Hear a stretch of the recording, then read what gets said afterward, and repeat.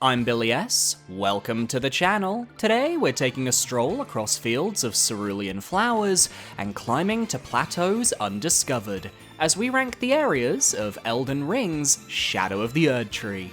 For the purposes of this video, I'll be looking at the major regions and legacy dungeons to figure out which were my favourite places to visit. Jails, catacombs, forges, caverns, etc. will be part of the regions they appear in. We'll be talking about them in depth in a separate video down the line. So let's begin. All 19 areas in Elden Ring Shadow of the Erdtree, ranked. Let me know your favourite down below. At number 19, we have the Finger Ruins of Aaviier, found in the very southeast of the Land of Shadow. To reach this place, you have to cross a series of coffins on the cerulean coast until you reach these enigmatic ruins. To be quite honest, I was fascinated by the Finger Ruins when I first saw them on the map. After all, without having actually visited them, they look like these dark, jagged blemishes on the otherwise pristine and colourful map of the Land of Shadow. And while the Finger Ruins of Deo are lucky enough to be considered a part of a different area of the map, the Finger Ruins of Aaviier are their own zone, and thus a bit of a letdown. There are 3 points of interest though. The Finger Weaver's Hovel, which can be found up a short cliff where you can obtain the Finger Weaver's Cookbook, allowing you to craft the glinting nail. A single Remembrance duplication coffin, which allows you to recreate a boss remembrance.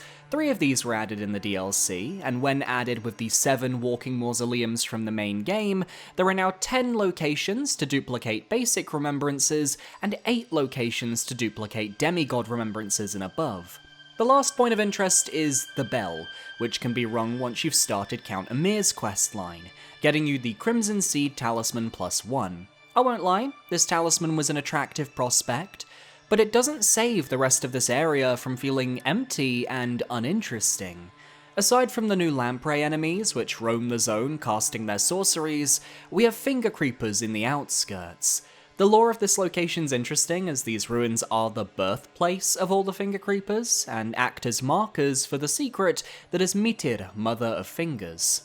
But ultimately, the Finger Ruins of Aaviier are a very overlooked portion of the DLC, that most will visit once and never again, and it's that brief experience that lands it at the bottom of today's list. At number 18, we have Rao Base, the lower portion of the ancient ruins of Rao, where the dregs ended up. You can find your way down to this portion of the map via a hidden perfumer cavern on Shadow Altus, and there are a handful of interesting things to see here. First up is the Temple Town Ruins, one of the larger town ruins to explore in the Land of Shadow. There's a Shadow Tree fragment hidden on one of the ledges, plus the two-handed sword talisman, which enhances two-handed weapon attacks. Definitely something to consider equipping if you're a strength build. You can also find a hidden temple on the mountaintop nearby by hopping up a spirit spring where you can collect the divine bird warrior Ornis spirit ashes. But the main draw of this area is the River of Rot. The effects of Romina, Saint of the Bud, are felt down below the mountain as the foragers have begun to take root. I love how viscerally pink the rock colour is here, giving these reskins a bit more personality. Though this whole area was me rushing through because those projectile threads are not worth the hassle. Then at the back we have Scorpion River. Anybody who saw my initial reaction to the Scorpion enemies in my Day 1 DLC video would know I hate this area with a passion. Arachnophobia is a bitch, and the fact these scorpions have so many spider characteristics in their DNA is enough to make my skin crawl. There's a boss fight with Rugalea, the Great Red Bear, as well. I didn't take them on in my initial playthrough, but by the time this video goes up, I think I will have dealt with them. There's also the Scorpion River Catacombs, the last interesting note of this zone, where you can find one of the few implementations of Deathblight in this game that I don't actually hate. Turns out the roaming basilisk guys are some of the best environmental hazards I've seen in Elden Ring, and the maze-like nature of the catacomb led to a lot of fun exploration, culminating with a great boss against the janky yet enjoyable Death Knight. And for winning, you even get the +3 Cerulean Amber Medallion. FP builds, go nuts. Ra Base has a lot of interesting parts, but fails to come together as a cohesive whole. As I said at the start, it truly is the dreg of a better area. At number 17, we have Charo's Hidden Grave, a major region found by crossing the corpse of the dragon near the Dragon Communion. While there's no evidence to actually confirm this, I like to assume that Charo is the name of said dragon corpse, his hidden grave, a field of red blooms that stretches as far as the eye can see. It's one of the many areas I laid eyes on the moment I stepped into the DLC, and I was fascinated with how I was going to get down there, and to the Cerulean coast further below. As it turns out though, of the two flower-filled zones, Charo's Hidden Grave is far less interesting. It's an area that feels very style over substance. You can find one of the new hippo enemies, a neutered version of the golden hippo boss from the Shadow Keep, as well as a furnace golem at the far side which must be killed with hefty furnace pots to destroy, who is also guarding a spirit ash. The way I play open world games, I like to fill in the map as quickly as possible, rushing through an area to assess what's worth getting off torrent to explore, and what can be seen as filler encounters. You know the ones, random regular enemies in a field, or a path that could be easier to just ride torrent across instead of walking, things like that. Charo's Hidden Grave just didn't have much to offer in terms of original or interesting content. We have a Deathrite bird appearance, which I skipped past because, to be blunt, when I found it, I was looking for more DLC exclusive enemies and bosses to fight. I'm sure this Deathrite bird is worth the battle, you're probably looking at footage of me beating it here, and it appears in a lake near its brethren, the smaller birds found across the DLC. It's nothing that excites me though. How about a random Tibia Mariner? Sounds fun, except he summons a Royal Revenant to attack you instead of skeletons. Gotta love that my least favourite enemy from the base game is being summoned by one of the more tedious mini-bosses from the base game. The only part of Charo's Hidden Grave I found interesting was the Lamenter's Jail, a unique dungeon that asks the player to find keys to progress, while falling deeper into the darkness of the jail, and ultimately tasks you with facing the titular Lamenter themselves. Honestly, a really fun boss fight, love the gimmick. It's the only part of Charo's Hidden Grave that I'll remember in the future. But that in itself is a real shame. Gorgeous aesthetics, I just wanted more to see and do. At number 16, we have Shadowview, the northeastern part of the Land of Shadow. Found by using the back entrance to the Shadow Keep, there are two paths you can take, each with their own interesting locations to explore. The first sees you facing off against Commander Gaius, a rather controversial boss with a charge attack to rival the gods. I like his lore as one of the successful Albinaurics in Elden Ring, and being able to ride torrent in this boss fight makes for a unique experience. Past him is the Albinauric Shack, where you can find Gaius's leggings, a sharp shot talisman, as well as a female Albinauric who likely had some relation to Gaius, all leading up to the Shadow Tree Chalice, where 5 Shadow Tree fragments await. Then, to the east, if you perform the O Mother gesture, which can be obtained from this part of Bonnie Village, to this statue of Marika, you can access the Hinterlands. I love how vibrant and gorgeous this place is, coated in an array of flowers that lead up to an important location I'll discuss later in the video. Further ahead, past 2 tree sentinels, we have the hill leading to the Finger Ruins of Deo. It's the same as the previous Finger Ruins we covered, lots of finger creepers, lampreys, a remembrance coffin, and a bell that gives you a talisman when rung. But we also get a rematch against a Falling Star Beast. I know some will scoff at the reused enemies in this zone, but I guess I do happen to have a bias for Falling Star Beasts, so getting the chance to fight one more before my eventual New Game Plus runs was a nice treat. And flexing on 2 Tree Sentinels was a great change of pace given how much everything else in the DLC was fucking me up. Shadowview doesn't have too much going for it, but what is here is either helpful to the player or progresses a questline. I would include the Shaman Village in this entry as well, but I actually want to save it for its own position later in the list, as I think it's such a lore-important place and deserves a special shout-out. At number 15, we have Enir Elim, the final legacy dungeon of the DLC. Found by burning the sealing tree at the end of the ancient ruins of Ra, you're then warped to Aaviier, where you must ascend to reach Miquella at the Gate of Divinity.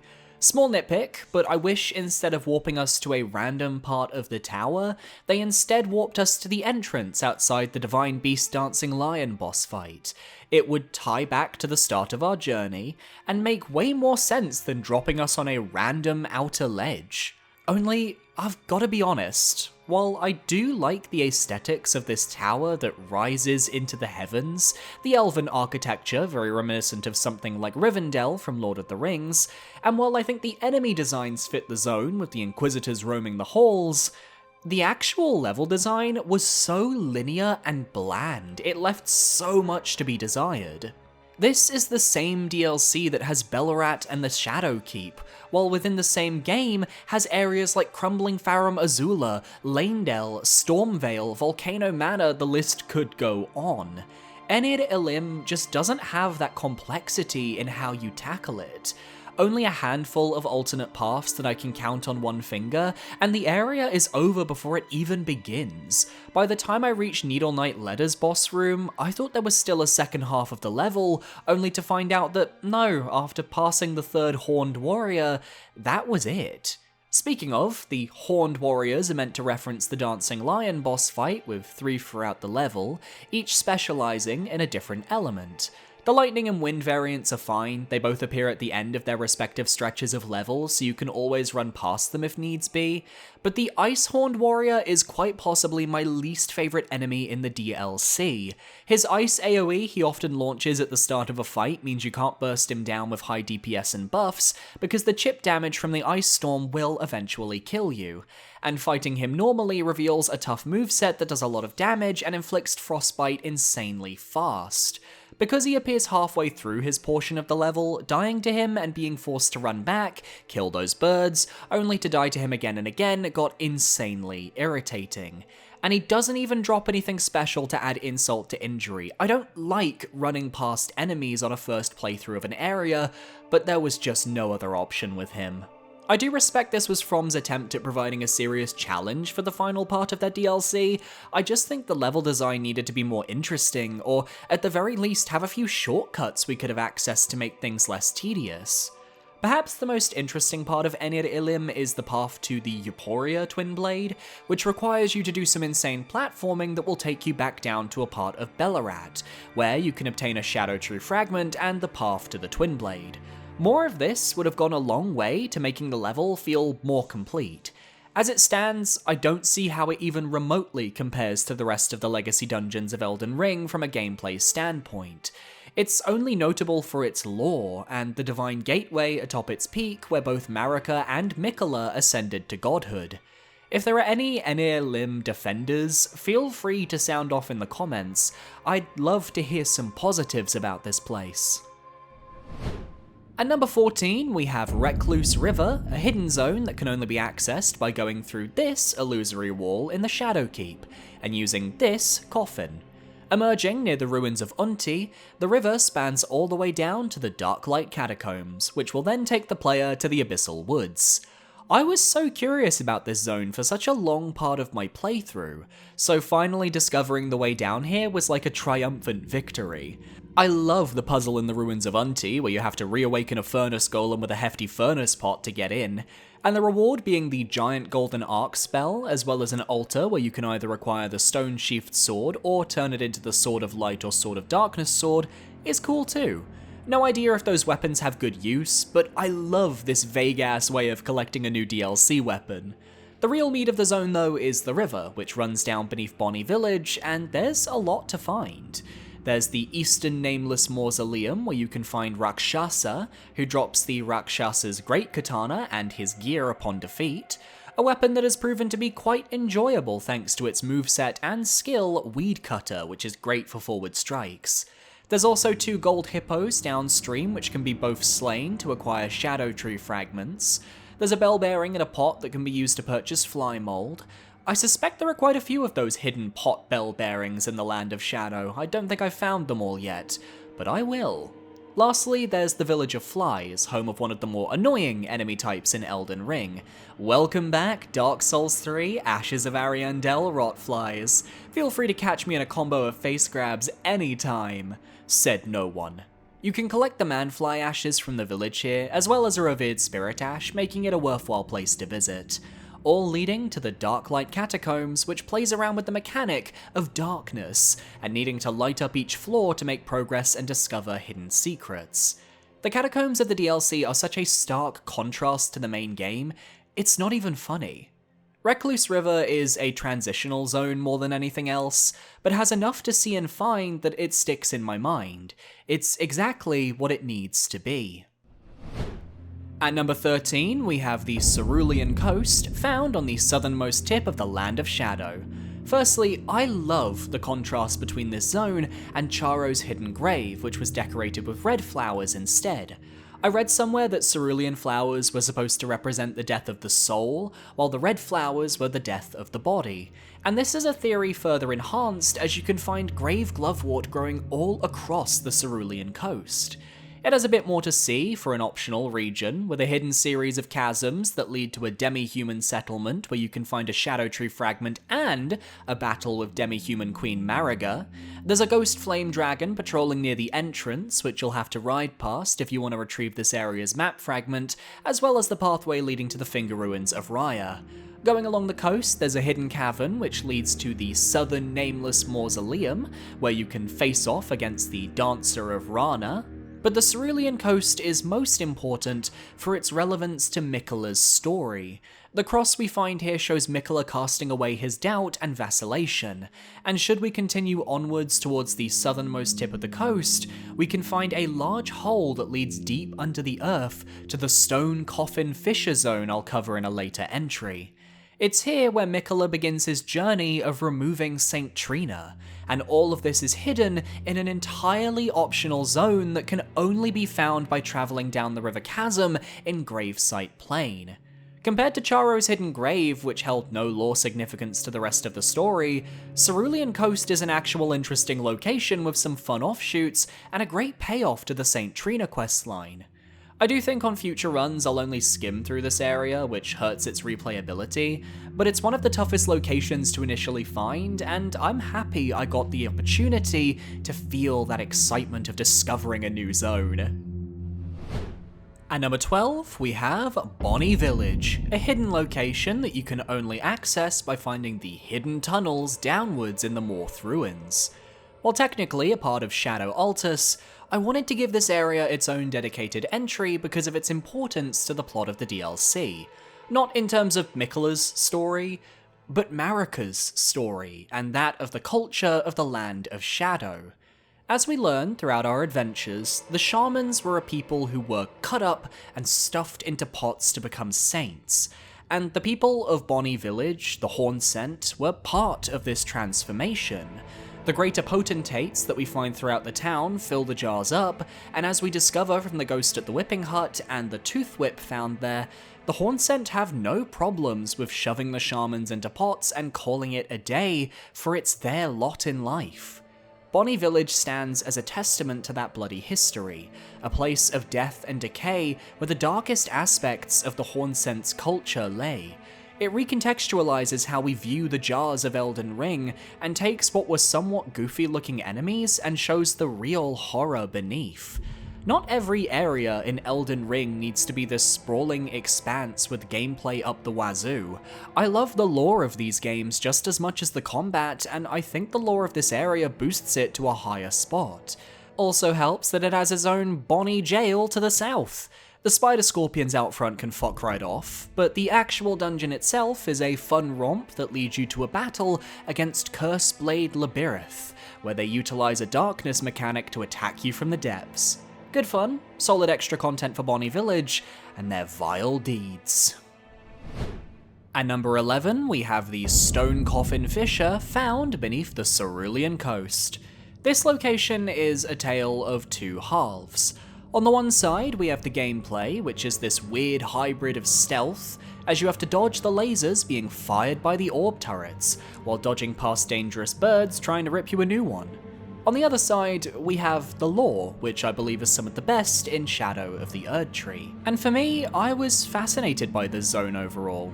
I don't follow the lore of the rockworms, and I can't tell whether they're guards of Saint Trina, ensuring that nobody approaches her, or if they're guards to ensure that Saint Trina doesn't escape her confinement beneath the Land of Shadow, but either way, it's nice to see them take a more active role, even if that resulted in hampering my progression.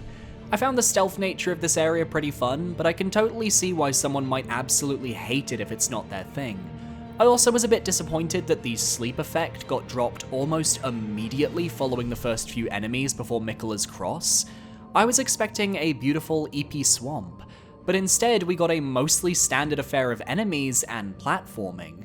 The random misbegotten Crusader also felt a bit cheap. I feel like we could have had a unique enemy as opposed to another main game reskin to give us the multi-layered Ring of Light spell. Love the moment where you reach the boss and see all the animals chilling, looking in the direction of Saint Trina. Just a really nice touch and great environmental storytelling which leads to a well-designed, if a little out of reach, boss that takes us to Saint Trina. The lore is truly the highlight here. The spirit beside Miquella's Cross, who exclaims that Miquella has cast away something he shouldn't have, his love, was concerning. But reaching the zone's end to find Saint Trina herself allows everything to fall into place. He cast her into the deepest pit he could, sealed off the entrance with his great rune, which collapsed upon our arrival at the Shadow Keep, and allowed us to see the folly of Miquella's machinations. Saint Trina begging us to kill Miquella, as well as watching the girl failure that is Thiolier's questline, was also something I really enjoyed. Having to kill ourselves over and over to hear her words is a bit cryptic, would have preferred more of a hint for that myself, but with how everything circles around in the endgame, to Thiolier helping the player against Miquella, and Saint Trina's death following his defeat, it wraps this zone up with a nice little bow. Fun to play through, great lore, what more could you want? Some more sleep status, I guess? At number 10, we have Castle Ensis, found to the east of Gravesite Plains. Perhaps this is just me, but while I think R'Larna is an absolutely fabulous boss that deserves her flowers as one of the best in the game, the legacy dungeon preceding her is, for lack of a better term, uninspired as fuck. That's not to say it's bad, far from it. I think the progression of the zone has a lot going for it. From the encampment outside, filled with enemies where you can either enter the castle or go off to Gravesite East, to the lower half where you can battle a Carian Troll Knight and climb a nearby tower to collect the Milady Light Greatsword. There's a cross of Miquella denoting the halfway point. But aside from a brief moment where you drop down into a river so you can stealth your way behind a large gate, Castle Ensis is so straightforward. Go up a dirt road, explore a few buildings and guardhouses along the way, collect a few hidden spells and items. The only moment that really caught me off guard was the battle with Moonrathil, Carian Knight, and while they put up a good fight, love an NPC battle that actually feels threatening, the similarities to the setup used with Rhea Lucaria's Moongrum fight are out in full force.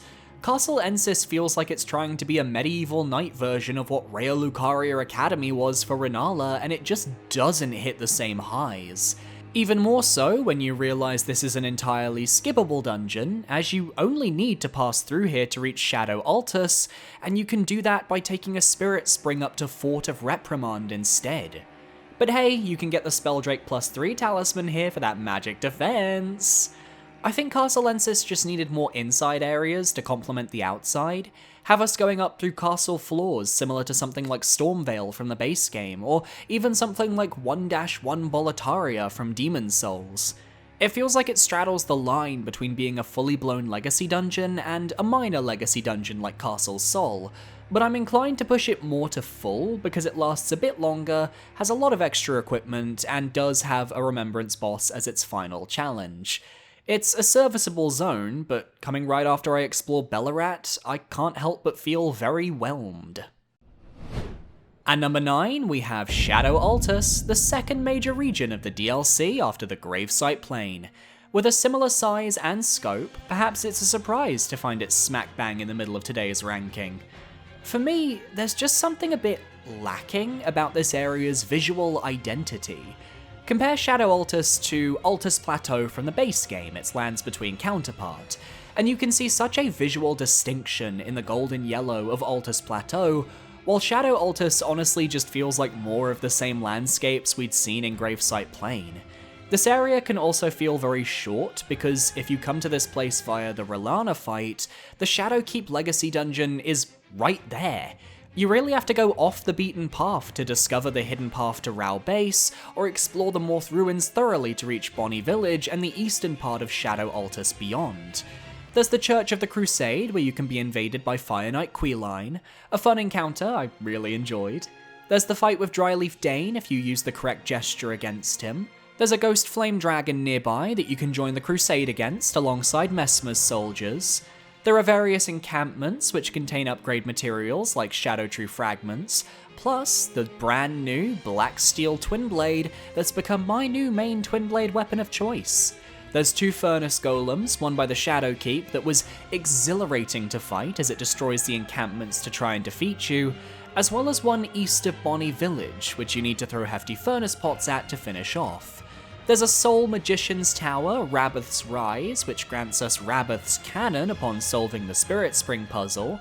Is it worth it? Haven't tested it out myself, but I like cannons, so it can't be that bad. Perhaps the most interesting locations in Shadow Altus, though, are the Cathedral of Manis Metr and the Fort of Reprimand. The former is where Count Ymir's questline takes place, and grants you access to Metr, Mother of Fingers, the optional boss upon its completion. Plus, there's a ton of equipment to find, and depending on how you handle Yolen's questline, you can either receive the Sword of Night or her Spirit Ashes. The Fort of Reprimand, though, is my favourite location in Shadow Altus. It was actually how I reached the area for the first time, using a Spirit Spring from the Gravesite Plains below to launch upwards into the back of the fort.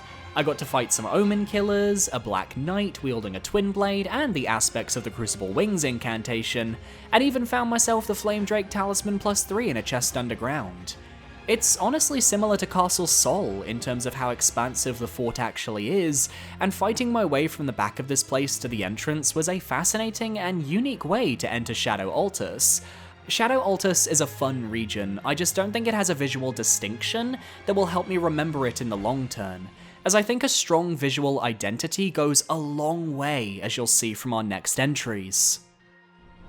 As we ruminate on the areas of Elden Ring Shadow of the Erdtree DLC, this channel is trying to reach 35,000 subscribers by the end of the year. If you enjoy this video and you make it to the end and you want to support the channel, consider parrying that subscribe button so you can stay up to date on all of my future videos. I do Soulsborne videos every week. I love making them. I do other rankings too. It's a good time. If you want extra content and you want to really support the channel, then hit the link up here and become a channel member. $4.99 a month gets you early access to future videos, might get some special shout out videos at some point, I don't know, I'm not really sure. But it's a good time. You get a shout out in the description and at the end of each video as well. I'll see you in the video. Didn't know how to end this one, fuck.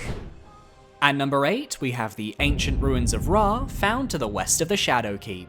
Now this is a location that has a strong visual identity, and is a massive jump up in quality on today's list. Every time I saw this location in the loading screen with the fluorescent jungle and the adorable deer, I thought, I want to go there. My first time was via a waygate from Shadow Altus that left me on the lowest level of the zone, in a deep pool where the Verdigris Discus Talisman awaited me beyond a Bird Knight. It was a Four Belfries moment, where the area had no visible escape, so instead I was just getting an early sneak peek. When I finally arrived following the Shadowkeep though, I was excited, and by the time I finished the area, I was satisfied but left wanting a tad bit more.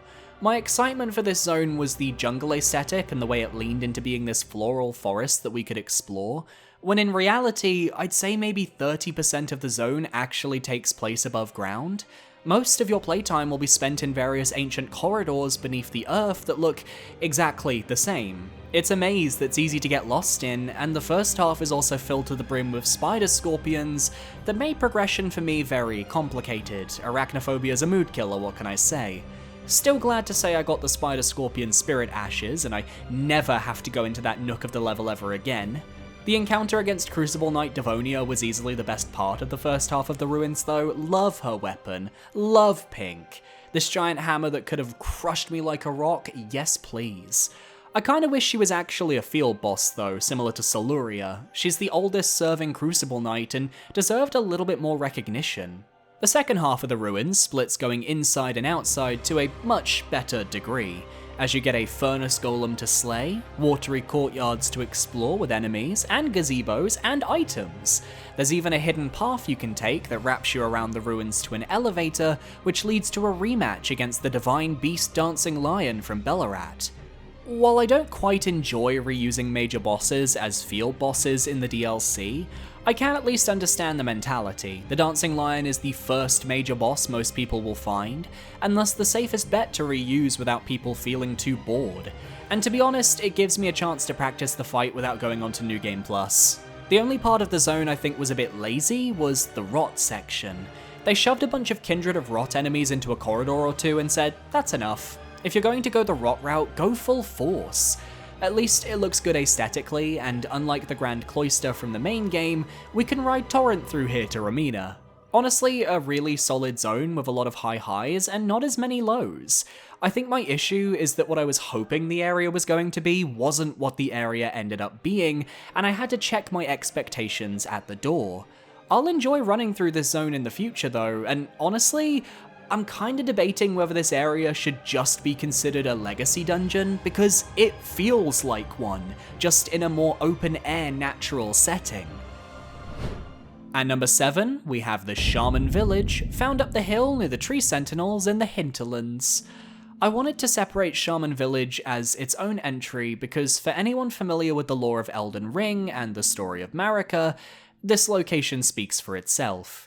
As we discussed in the Bonnie Village segment, Marika's people were being cut up and forced into the Great Jars to become saints.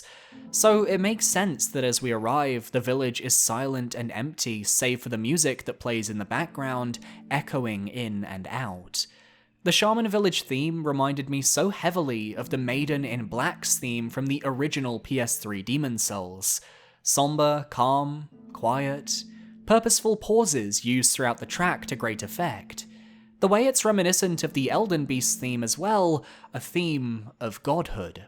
This place is untouched by the war in the Land of Shadow, protected by Marika's tree sentinels hidden behind a statue that required a Bonnie Village gesture to even enter. And here, we find 2 items. The minor Erdtree incantation, which was cast upon the village in a field of gold, and the golden braid talisman, a piece of Marika's hair offered to the grandmother. In her last moments before departing the Land of Shadow and leaving Messmer to his fate, she bathed the village of her home in gold, knowing full well there was no one to heal. What was her prayer? Her wish? Her confession? There's no one left to answer, and Marika never returned home again. The DLC billed itself as the story of Miquella, which is true, but it really is the origin story of Marika, and getting to understand the actions behind the one who shattered the Elden Ring provides us with an entirely new lens in which to view the story of the main game. Marika's not a good person, don't get me wrong, let's not forget what she did to the fire giants, but at least you can see where she came from, how she started, and how her mindset became so warped that she got to the point she's at today. Maybe some people rode into this village and thought, oh, empty village, new spell, new talisman, cool, and moved on. And that's valid. But I found this area stuck with me. And now I know, if I ever need a moment to chill, to just walk my Tarnished here and sit back with that music in the background. At number 6, we have the Abyssal Woods region, found in the southeastern portion of the map following the Darklight Catacombs. Somehow, while I was playing through the DLC, I completely forgot about those concept arts of the frenzied winter lanterns.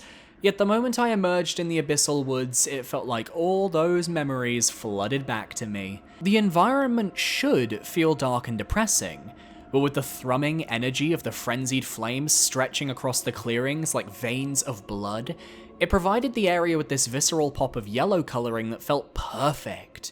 Who knew there was a madness-induced forest beneath the trees? I almost wish there were hints across the upper half of the Land of Shadow to denote that, hey, something fucky-wucky is going on down here. Then you realise Torrent can't be summoned due to his own fear of what lies in the woods, and immediately I'm on edge. I don't know whether it works to this area's benefit or detriment though, as by the time I came up on Midra's Manse, which we'll get to in a future entry, I was feeling impatient more than anything because of the vast stretches of nothingness between the various stealth segments. There's an abandoned church with a shadow tree fragment and the Frenzy Flame perfume bottles very early on, as well as the Madding Hand NPC that I was way more afraid of than I should have been. I ran into those developer messages about not letting yourself be seen, turning back, etc., and obviously they're referring to the Frenzy Lanterns, but instead I saw the Madding Hand and thought, is this thing gonna kill me? I really like that the stealth segments are more than just sneak through grass. There are alternate paths you can take around the woods. There's flowers that ring out if you brush against them that can attract the lanterns, and there are multiple ways to reach your goal. Only issue I had was this foggy part midway through my first run of the zone where I triggered one of the lanterns but had no way of seeing them through the fog in the first place. Ultimately, I took a very different path on my second attempt, which yielded better results. All I needed from the woods was something else to be roaming the forest. Maybe a really powerful roaming boss, or something larger than the lanterns to fit the sheer size of the paths we're traveling on. Like a frenzy dragon, or some sort of D&D Beholder style enemy, a flying frenzied creature that patrols the skies of the woods. But that's just me wishing for something that isn't there. The area's a tad too big for what it offers, I'd have preferred it be a tad more condensed. But the sheer level of fear I had on my initial playthrough, and the way the ambiance and atmosphere creates a true horror experience, I knew FromSoft still had it in them. At number 5, we have the Jagged Peak, found in the southeast of the map, and the area for most inspiring creative name goes to... Honestly, given we had Mount Gelmir in the main game, Jagged Peak is a bit naff, ain't it? But in the Land of Shadow, it wouldn't surprise me that important names are lost to time.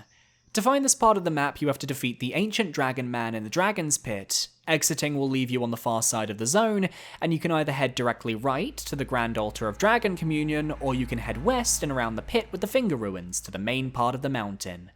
What I love more than anything else is the atmosphere of this location. Because, being real, there's barely anything here worth a damn outside of Dragon Communion and the bosses themselves. But I'm actually okay with that, because the whole point of this zone is to hype up Bael. It's all about scaling the mountain to face him head on. It'd make no sense if he had an entourage of monsters and minions trying to protect him. He's not that kind of dragon. Crossing the bridge, we encounter 2 Jagged Peak Drakes fighting for dominance, and defeating them spawns in Egon, who will grant you his summoning finger for when the time comes.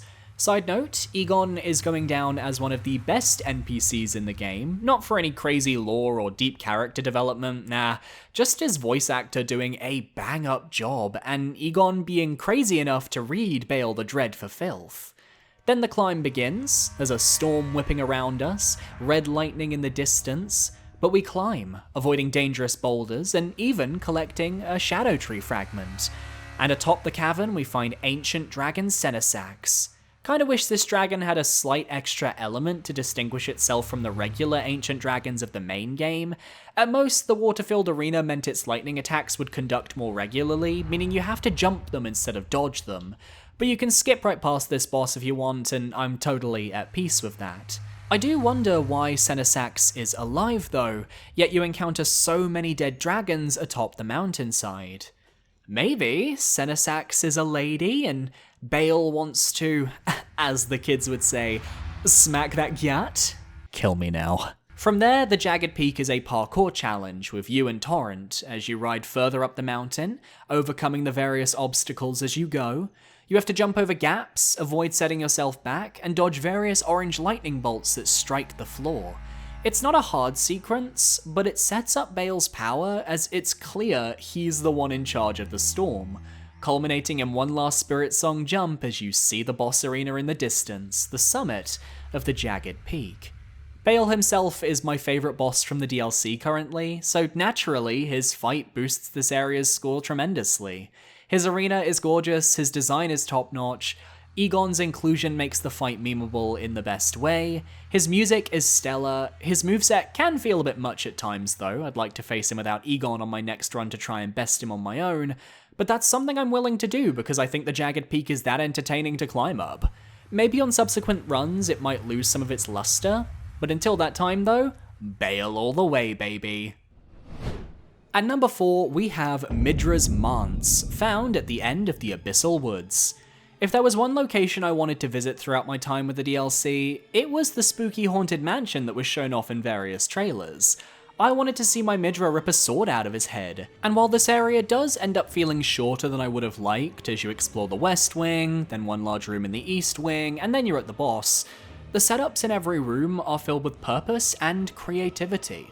The first hallway that opens up into a side room where you can read a horrifying diary page, the moving bookcase that reveals a pathway leading to the upper floors, parkouring over the rafters while avoiding insane rats and grabbing whatever I could, avoiding the dangers of one enemy throwing frenzy spells from the upper floor in the dining room, parkouring across the large eastern room and completing a brief puzzle to reach the corpse of Nanaya, taking on a giant Inquisitor, the first of his kind I physically saw outside of the Jory boss fight, revealing multiple paintings through illusory walls to make progress. I can go on.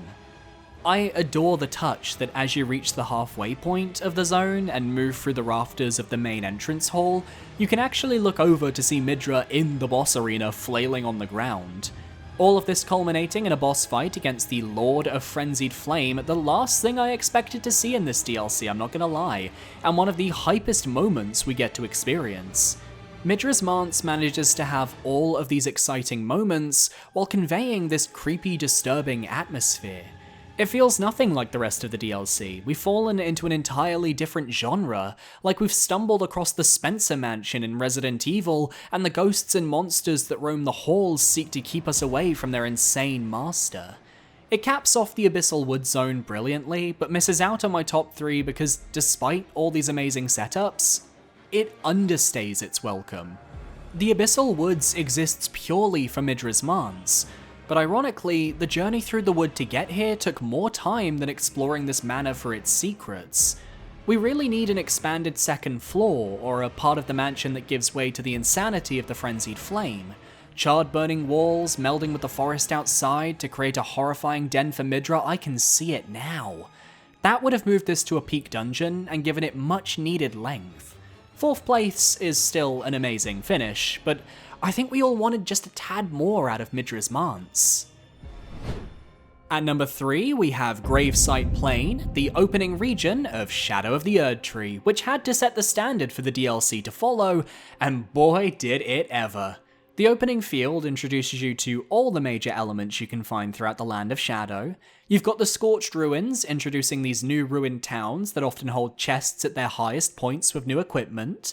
There's a church to the southeast where you can obtain a new strength weapon and get your first Shadow Tree fragments, while looking out at the vistas of the Jagged Peak, Charo's Hidden Grave, and the Cerulean Coast.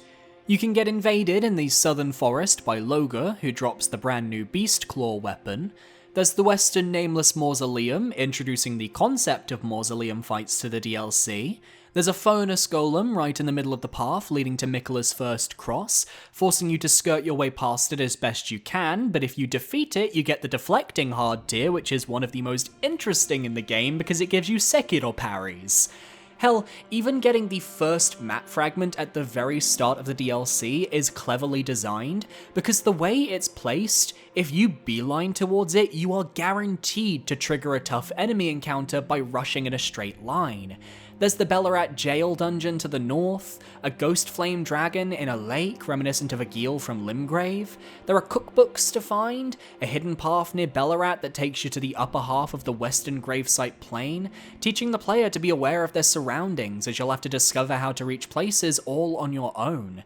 The Prospect Town ruins with all of the blood fiends, the Church of Benediction, crazy lightning sheep, and then to the east, if you crossed Elak Great Bridge, you reach the encampment outside Castle Ensis. To the left, the Fog Rift, with a fort and a catacomb to explore. To the right, a path leading down to Thiolier's Grace, a path leading to a ruined forge, a path leading down to a poison-filled valley, where at the end you can find a spirit spring that launches you up to Shadow Altus, and a path leading to the Suppressing Pillar, which allows you to view the entire land of Shadow from the top. How about the Dragon's Pit nearby there, which leads to the Jagged Peak, complete with an invasion out front to scare you? What about the path down the river beneath the plain, where you can find a path to the south that leads to some dangerous parkour segments to a furnace golem guarding the Cerulean coast? Or north, where you can find an ulcerated tree spirit in the Rivermouth Cave? Technically, the Northern Nameless Mausoleum also counts as part of Gravesite Plain. There's just so much to see and do here in comparison to the rest of the open world regions that it blows Shadow Altus out of the water. All of this without even touching Bellarat or Castle Ensis. You gain such an understanding of the DLC's landmarks and mechanics in those opening moments, and have them expanded upon constantly as you first explore, so that by the time you leave the Gravesite Plain, you're fully prepared to tackle the rest of what the game has to offer. And that's not even going into the various NPCs you meet here, like Ansbach, Freya, Moore, Thiolier, and the Hornsent. No matter what you want from this DLC, you'll find something to enjoy in the Gravesite Plain. And I think that's just a brilliant feeling. I guarantee I know multiple people who played this DLC who spent hours just exploring the first region because it was already so expansive from a horizontal and vertical perspective. The only reason it doesn't rank at number 2 or 1 is simply because I prefer the more condensed Legacy dungeon format. But if I was an open world junkie, Gravesite Plain might just be one of the best regions in Elden Ring. Recency bias, perhaps? Maybe, but I think that claim will hold true moving forwards. At number 2, we have Bellarat Tower Settlement, likely everyone's first Legacy dungeon of the DLC. By the time I reached Bellarat, I had explored pretty much the entirety of the western Gravesite Plains, so getting to experience a more focused level was something I was craving, and I definitely wasn't disappointed, though I did have a rather concerning first impression. After all, I was blissfully travelling through the DLC's opening hours, unaware I was about to be jump-scared by a series of horrifying spider scorpions, and from that point on my peace was shattered, thank you Miyazaki. I played the entirety of Bellarat in my Day 1 video on the Elden Ring DLC, and I had a blast climbing this circular city on my way to the top. I had no idea why we were here or what we were trying to achieve, but I was having fun regardless. The lowest portion of the map was a little bland, given you mainly face shadow people that go down in a couple swings. There's one interesting setup with a mage on a bridge throwing spells at the player, but you can easily run underneath to avoid most of the setup. It's not until you reach the second grace that things get tough. We're introduced to horned warriors, brutal foes who act as early game skill checks to see whether you're up to snuff. The rest of the enemies in this area feel very standard, but these guys, well, they pack a punch, look cool, and this specific variant is placed right next to a grace, so the devs knew what they were doing. I loved coming back here later in the DLC and finishing this guy off with ease after I'd upgraded my Shadow Tree blessings. Felt like I'd made some real progress. To the east, you'll find a large courtyard where Queeline will invade you. I had some fun against him. He beat me once because I was a fool, but I got back there and I made sure he couldn't get a second kill in. Climbing further up Bellarat, I was worried this area would feel a little too linear for my tastes. But right when you reach the elevator that leads back to the first grace, things started to open up. There's the circular room with the scorpions, the path along the rooftops with the birds and another horned warrior, the lower pool filled with fly enemies you can use to avoid conflict with the horned warrior on the upper bridge. There's a hidden room with a cross of Mikola I totally missed behind this rubble on my first playthrough, but it led me to the dried bouquet talisman, which is a great find for anyone who uses spirit summons, as you get a 30-second 20% attack buff once your spirit dies. And if you're very perceptive, you can find the Well Depths key hidden in the upper city, which allows you access to the toxic swamp around the settlement if you head down the well in the first layer of town. There's a toxic ulcerated tree spirit chilling down here which drops the +2 immunizing horn charm, and there are some enemies to the north including a horned warrior that drops their sword upon defeat. I love these little extra zones that many players won't ever find. All of this leading up to the Dancing Lion boss, which, while I have my qualms due to the poor PS4 frame rate issue, and anyone who's about to comment buy a PS5, please check your privilege at the door, thanks, I do think it serves as a satisfactory boss conclusion to the Legacy Dungeon, and very on theme to boot. It's a shame that the entrance to Aaviier we find doesn't end up actually getting used in the main game, as we end up there via a different entrance, but I like that the game gives us a direction if we make it here, with Leda's note explaining to head east to Castle Ensis. Other than all that, there's also the Euphoria weapon, which requires you to go from Aaviier and back into Belorat, taking you on a journey through a previously inaccessible portion of the map to reach the hardest to collect Twin Blade of the journey, and as a Twin Blade wielder, I fuck with this. But come on. Not a single area of the DLC is going to come close to beating our number 1, we all know it. It looks like the Horn Scent will always play number 2 to Messmer. At number 1 we have the Shadow Keep, Messmer's home turf and the largest of the new Legacy dungeons. I'd say in terms of size and scope, it's comparable to the base game's best and brightest, and if you're looking for connectivity, it's your ticket to almost every late game area in the Land of Shadow. The main gate is guarded by the Golden Hippopotamus boss, which acts as a tough skill check for anyone looking to storm the gates the hard way. Behind the hippo is a large gatehouse keep filled with soldiers and fire knights who protect the path to Messmer. Maybe you want to drop into a hidden courtyard to snag the Talisman of Lord's Bestowal, or perhaps you found a ladder leading to a hidden room with a painting, and perhaps beyond that painting room is an illusory wall granting you access to the coffin leading to the Recluse River and further still the Abyssal Woods. If you can't beat the hippo though, you've still got a chance to enter the keep, as you can make your way through the flooded Eastern Church District. This was how I ended up getting into the dungeon, as I just couldn't handle the hippo, instead taking on this new Londo-inspired series of parkour puzzles, while ulcerated tree spirits lurked beneath the water, thrashing about. I loved the careful platforming, and the host of simple yet dangerous enemies to face. And once the water is drained, you'll have access to the courtyard so you can kill those tree spirits and enter the church. Here you can get the Fire Knight Seal Talisman, and also meet the NPC variant of Fire Knight Queeline. What's interesting here though is that depending on whether you use an Iris of Occultation or an Iris of Grace, you can either receive his Greatsword or his Spirit Ashes respectively. But perhaps the most hidden aspect of the Church District is a hidden pathway that leads directly to the base of the Shadow Tree. It's here where you'll face one of my personal favourite bosses in the DLC, the Shadow Tree Avatar, a 3-phase boss fight in a very cool arena with a very valuable reward, Miquella's Great Rune, which allows you to resist the charms of Miquella in the DLC's final boss fight. Secrets like this feel insanely good to find. Regardless of the way you enter the Shadow Keep, you'll eventually end up in the Specimen Storehouse. This is easily the main meat of the Legacy Dungeon, with so many floors to explore that I can't possibly count them all. Ansbach, Freya, Leda, and the Horn Scent all have questlines related to this zone, and on top of the inner libraries, there are also the outer balconies to traverse, and further still are the upper rafters, which will take you to an elevator leading to the back gate of the keep, giving you access to Shadow View.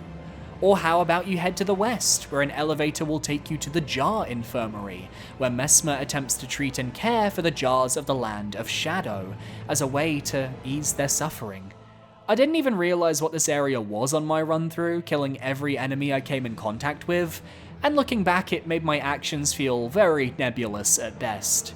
This area leads to the ancient ruins of Ra, so with that, plus the Recluse River, Shadow Altars south and east, plus Shadow View, the Shadow Keep connects to every major zone nearby.